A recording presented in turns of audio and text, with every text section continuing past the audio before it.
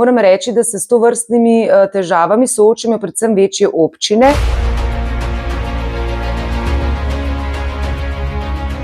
Sem Renata Kosec, županja občine Domžale.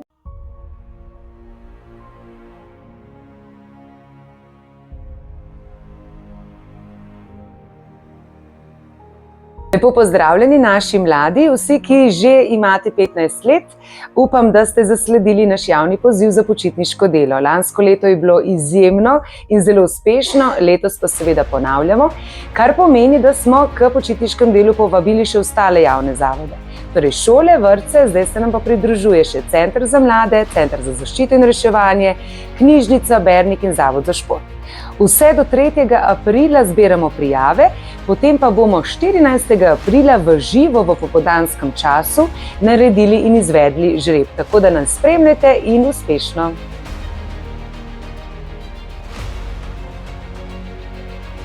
Hvala lepa za vaše vprašanje oziroma pobudo. Moram reči, da se s tovrstnimi težavami soočajo predvsem večje občine, ko lahko nekdo, ki ima začasno prebivališče svojega otroka, vpiše v osnovno šolo začasnega prebivališča. Jaz sem že dvakrat naslovila na ministra pobudo, da se spremeni zakonodaja na področju šolstva v tem smislu, da seveda so otroci z začasnim prebivališčem dobrodošli, vendar le pod pogojem, da šola ima ustrezno oziroma dovolj veliko število prostih kapacitet. Pa vendar zaenkrat še nismo uspeli doseči nekega konsenza, kar pa ne pomeni, da ne bomo pristojno ministrstvo naslavljali s to problematiko.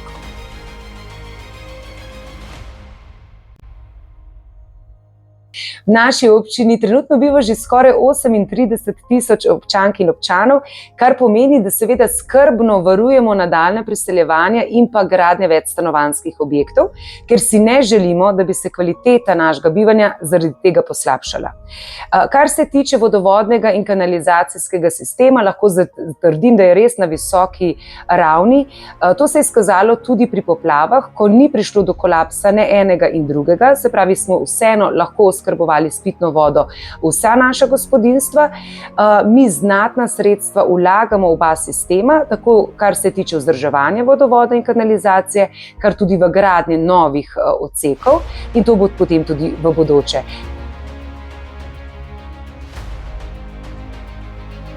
Še 2 dni nas loči, ko bo občina Domžale vstopila v najbolj praznični mesec, namreč občina praznuje svoj rojstni dan.